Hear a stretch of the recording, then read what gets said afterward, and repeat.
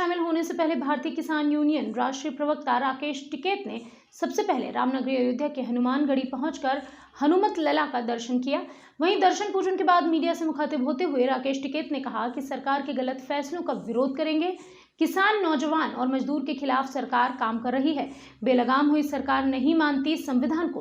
Camera और कलम पर है बंदूक का पहरा। सरकार के खिलाफ बोलना देश के खिलाफ बोलना है। जब संसद में आवाज कम हो जाती है तो सड़क पर ही आवाज उठानी पड़ती है। जिस देश में विपक्ष कमजोर होगा वहां तानाशाह का जन्म तो होगा ही। आगे टिकैत ने कहा कि तानाशाहों के जन्म पर क्रांतियां होंगी। उन्होंने कहा अब समय आ गया है। अयोध्या में सरकार किसानों की जमीन छीनने का प्रोग्राम कर रही है। एयरपोर्ट के नाम पर जमीन छीनने का काम शुरू हुआ है। अयोध्या के हजारों दुकानदार बेरोजगार हैं। पिछले 100 वर्षों से पीढ़ी दर पीढ़ी जो काम कर रहे हैं, आज उनकी दुकान तोड़ी जा रही है। वहीं उन्होंने कहा कि 26 नवंबर को लखनऊ में महापंचायत होगी। हर स्टेट राजधानी के किसान यूनियन महापंचायत करेगी। 26 जनवरी को संविधान बचाओ दिवस मनाया जाएगा। तो वहीं अयोध्या आगमन पर बीजेपी पर उन्होंने निशाना साधा और कहा कि अयोध्या हमारा है, जो हमारा घर है। रामलला भी हमारे थे, रघुवंशी भी हम ही हैं, इसलिए रघुवंश भी हमारे हैं। पूर्वज अयोध्यावासी थे। उन्होंने कहा कि बीजेपी ने हमारे आने पर स्टे लगा रखा है। हमारे घरों पर कब्जा है, कब्जा छुड़वाना पड़ेगा। उसके आगे उन्होंने कहा कि किसानों की महापंचायत में जो है राकेश टिकैत शामिल हुए और किसानों की महापंचायत को उन्होंने इस दौरान संबोधित भी किया। राष्ट्रीय महासचिव राजबीर सिंह जादौन भी राकेश टिकैत के साथ किसान नेता और अन्य लोग मौजूद रहे। मोहम्मद आलम की रिपोर्ट। किसानों की जमीन छीनने का प्रोग्राम कर रही है। एयरपोर्ट के नाम पर जमीन ले रही है, फ्री में जमीन ले रही। यहाँ के दुकानदार हैं, बहुत सालों से इनका काम चल रहा था। यहाँ को तोड़ के भव्य बिल्डिंग दोनों तरफ बन जाएंगे, जिससे कॉरिडोर और मंदिर सिर्फ हुए दिखे। और यहाँ के हजारों दुकानदार बेरोजगार होंगे, अयोध्या के भी, जो यहाँ 50-100 साल से यहाँ पे पीढ़ी दर पीढ़ी अपना काम कर रहे हैं। आज खाने कमाने का उनका टाइम आया था, आज उनकी दुकानें सब टूटेंगी। फसलों के दाम कम हैं, MSP गारंटी कानून देश में चाहिए, उसके कम रेट में फसल बिकती है, ना बिके।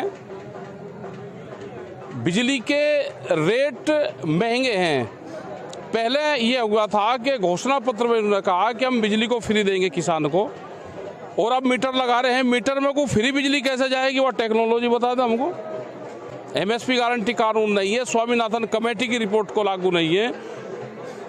कड़वा तेल, जहरीला तेल बढ़ने जा रहा है। क्या किसी आम आदमी को पता है? जिस तेल को हम कड़वा तेल कहते थे, उसका यूज करते थे, उसकी नई परमिशन दे दी है। अभी सुप्रीम कोर्ट में अपना पक्ष रखा, 17 तारीख फिर उसकी लगी हुई है सुप्रीम कोर्ट में। हम अपना दस्तावेज फिर वहाँ पे भी देंगे। आंदोलन की फिर जरूरत है। अभी 26 तारीख को हमारी लखनऊ में पंचायत होगी। देश के हर स्टेट में, राजधानी में वहाँ पंचायत है, SKM की कॉल है, क्योंकि 26 जनवरी को संविधान बचाओ दिवस है। 26 नवंबर को दिल्ली का आंदोलन शुरू हुआ था और 26 नवंबर को ही संविधान बचाने का जो दिवस है वो 26 नवंबर का ही हमारा है। हनुमान जी जो हमारे तो पूर्वज थे भाई, हमारा जो जन्म स्थल है ये अयोध्या है। हम भी रघुवंशी, रामचंद्र जी भी रघुवंशी, तो हमारे पूर्वजों का जन्म स्थल ही है। तो अपने घर में भी ना हो क्या कोई स्टे है यहाँ पे? क्या बीजेपी वालों ने यहाँ का भी ठेका ले लिया कि स्टे ले रखा हमारे ऊपर? हम अपने घर आए हैं तो अपने घर तो आते रहेंगे। हमारे घर पर कब्जा कर लिया तो कब्जा तो छुटाना आना पड़ेगा। अरे आएगा, लगेगा टाइम, इनसे मुक्ति मिलेगी। तो उनकी पार्टी है, वे किसी को लड़ाओ, उसमें हम क्या करें? हम तो नॉन पॉलिटिकल आदमी हैं। सरकार के गलत फैसले होंगे, हम उसका विरोध करेंगे। और विपक्ष वालों को एक जगह होना चाहिए सबको। ये कहा कि उनकी पार्टी, वे किसी को लड़ा लो, उसमें हम क्या करें? इस तरह से सरकारें फैसले कर रही है। किसान, मजदूर, नौजवान, उनके खिलाफ फैसले आ रहे हैं। तो ये तो हो ही रहा है ना कि सरकार बेलगाम हो चुकी है। सरकार देश को नहीं मानती, संविधान को नहीं मानती, कानून को नहीं मानती, कोर्ट कचहरियों को नहीं मानती। तो ये तो हो रहा, सबको दिख रहा। कोई नहीं बोल रहा, कैमरा और कलम पे बंदूक का पहरा है। सब जो बोलेगा सरकार के खिलाफ बोलने का मतलब ये हो गया कि वो देश के खिलाफ बोल रहा है। सरकारें और देश अलग अलग होती हैं, पार्टियां और देश अलग अलग हैं। हम अपने किसानों की, मजदूरों की, गांव की, आदिवासियों की समस्या उठाते रहेंगे। जब संसद में आवाज़ कम हो जाती है तो फिर सड़क की आवाज़ मजबूत करनी पड़ती है।